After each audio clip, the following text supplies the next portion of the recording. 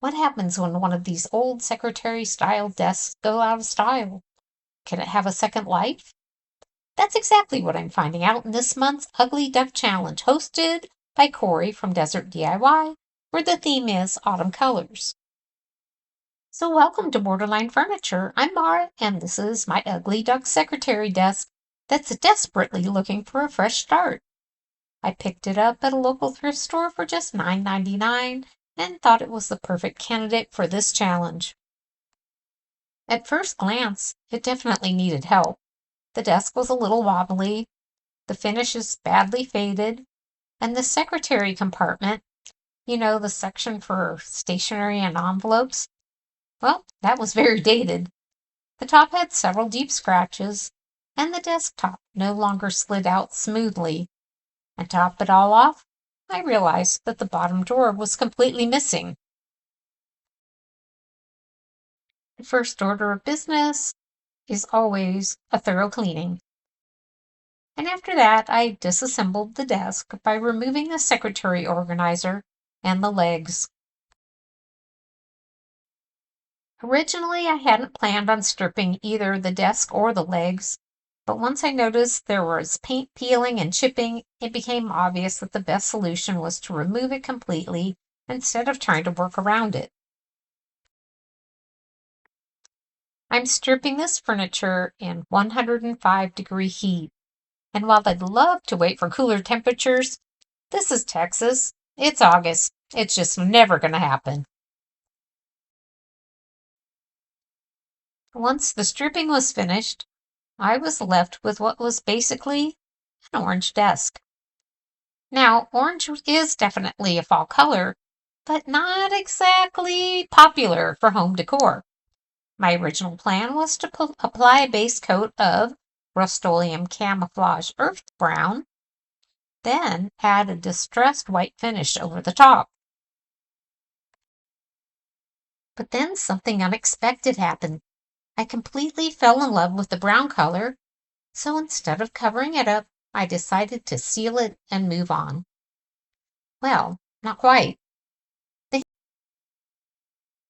So the hinges on this desk were originally secured with tiny half-inch nails, and several of them were missing, which explained why the hinges were loose and the top was coming off. Naturally, I wanted to replace them with screws because if you've watched my channel for any length of time, you know that I'm not exactly a fan of nails in furniture. Well, believe it or not, I couldn't find a screw locally, and probably nowhere in the world, that would work for this repair. So instead I used 1¼ inch panel nails that are designed to resist backing out. So we'll see how they hold up. It may be a little unconventional, but again, there's nothing conventional about repairing and restoring old furniture. At this point, I'm almost ready for the final top coat. But first, I had to satisfy my obsession with getting a smooth finish. Warm weather makes this especially challenging because the paint starts drying almost before it lands, which can leave behind a rough texture. Then it came time for the decoupage paper. Normally, I don't have problems with decoupage paper, but I was having the worst luck with it today. In fact, oops, I almost applied it upside down. After my first attempt, I lifted the paper and took it outside for a few minutes to let it dry, and I tried again, and still I ended up with wrinkles. And by the way, after the paper is fully dry, if you ever find yourself dealing with wrinkled decoupage paper, you can lightly sand the wrinkles down and blend the area with paint. Just be gentle and keep in mind that some of the color may be affected. That's exactly what I'm doing here. And some wrinkles are just too excessive to be acceptable, so this is my third attempt at applying the decoupage paper, and thankfully it is the final.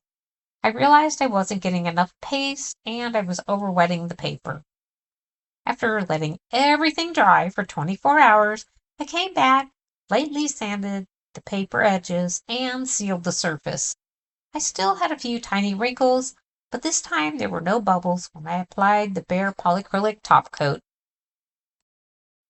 Edge painting is the generally accepted method of hiding raw paper edges, but I like to take it a step further and sand between coats. This really does help hide the lines and provide a smooth surface. And then it's just a lengthy process of blending and matching colors. Using a clear piece of plastic can help match colors, but remember that some colors will look different when wet versus dry.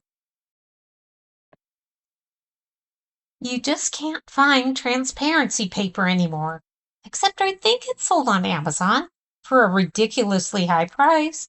So I'm just using a document protector to create my clear stencils using my silhouette cutter. This proves to be an effective method for stenciling hundreds and hundreds of leaves, but I also want to add that the rounded stencil brush tip was perfect for getting those crisp shapes with zero bleed through. And now for the final top coat, I'm using Bare Polycrylic.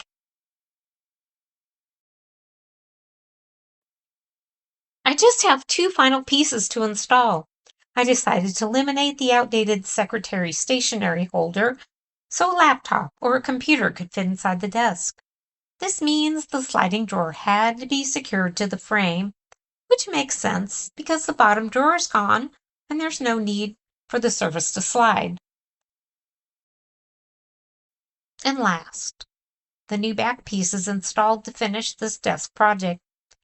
I think an extra set of hands could have made this job a little easier.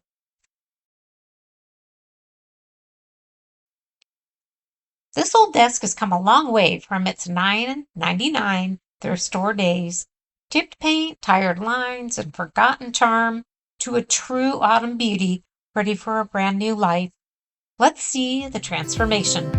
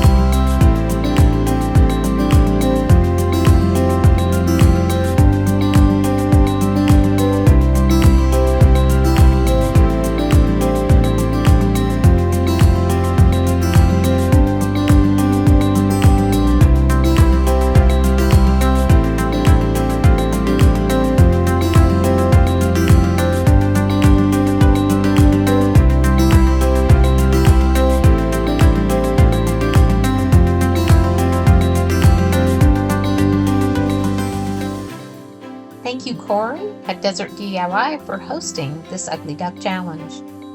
Click on the link to check out the other creations in this challenge. Likes and comments are always appreciated. And as always, thanks for watching.